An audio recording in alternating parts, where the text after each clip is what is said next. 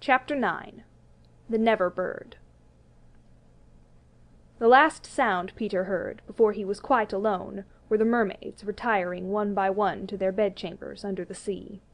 He was too far away to hear their doors shut, but every door in the coral caves where they live rings a tiny bell when it opens or closes, as in all the nicest houses on the mainland, and he heard the bells. Steadily the waters rose, till they were nibbling at his feet. And to pass the time until they made their final gulp, he watched the only thing on the lagoon. He thought it was a piece of floating paper, perhaps part of the kite, and wondered idly how long it would take to drift ashore. Presently he noticed as an odd thing that it was undoubtedly out upon the lagoon with some definite purpose, for it was fighting the tide, and sometimes winning, and when it won, Peter, always sympathetic to the weaker side, could not help clapping. It was such a gallant piece of paper. It was not really a piece of paper. It was the Never Bird, making desperate efforts to reach Peter on the nest.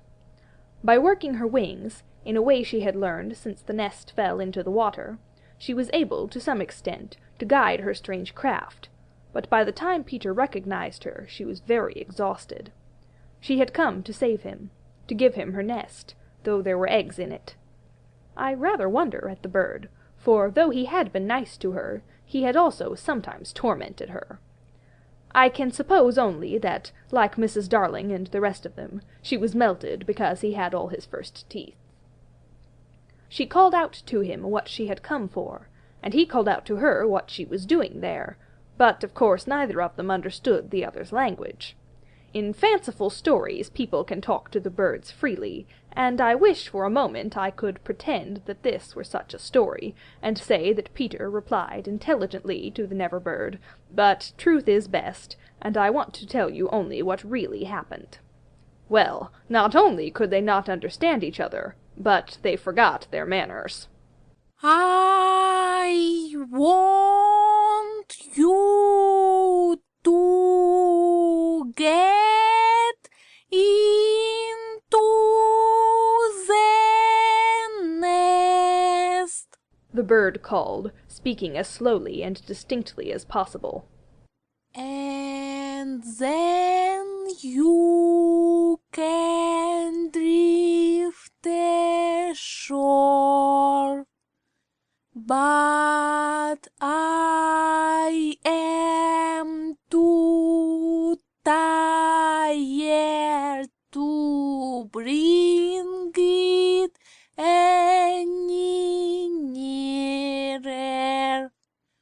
So you must try to swim to it.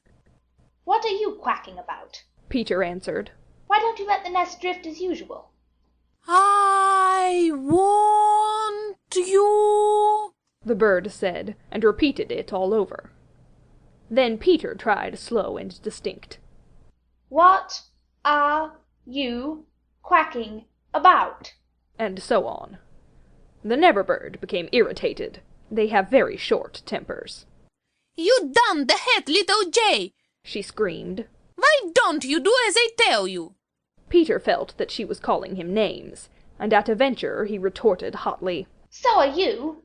Then, rather curiously, they both snapped out the same remark. Shut up! Shut up! Nevertheless, the Never Bird was determined to save him if she could, and by one last mighty effort she propelled the nest against the rock. Then up she flew, deserting her eggs, so as to make her meaning clear. Then, at last, he understood, and clutched the nest, and waved his thanks to the bird as she fluttered overhead. It was not to receive his thanks, however, that she hung there in the sky. It was not even to watch him get into the nest. It was to see what he did with her eggs. There were 2 large white eggs, and Peter lifted them up, and reflected. The bird covered her face with her wings, so as not to see the last of them, but she could not help peeping between the feathers. I forgot whether I have told you that there was a stave on the rock, driven into it by some buccaneers of long ago, to mark the site of buried treasure.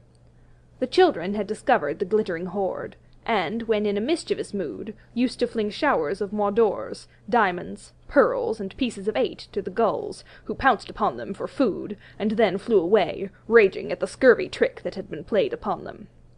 The stave was still there, and on it Starkey had hung his hat, a deep tarpaulin, watertight, with a broad brim. Peter put the eggs into this hat, and set it on the lagoon. It floated beautifully.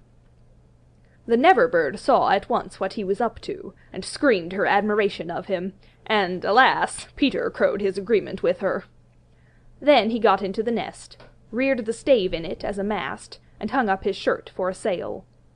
At the same moment the bird fluttered down upon the hat, and once more sat snugly on her eggs. She drifted in one direction, and he was borne off in another, both cheering.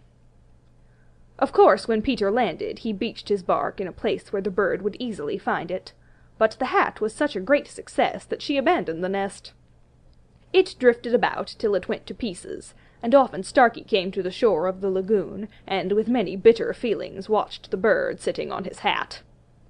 As we shall not see her again, it may be worth mentioning here that all Never-birds now build in that shape of nest, with a broad brim on which the youngsters take an airing. Great were the rejoicings when Peter reached the home under the ground, almost as soon as Wendy, who had been carried hither and thither by the kite. Every boy had adventures to tell, but perhaps the biggest adventure of all was that they were several hours late for bed. This so inflated them that they did various dodgy things to get staying up still longer, such as demanding bandages. But Wendy, though glorying in having them all home again safe and sound, was scandalized by the lateness of the hour, and cried, "To bed! To bed!" in a voice that had to be obeyed. Next day, however, she was awfully tender, and gave out bandages to everyone, and they played till bedtime at limping about and carrying their arms in slings. End of chapter 9.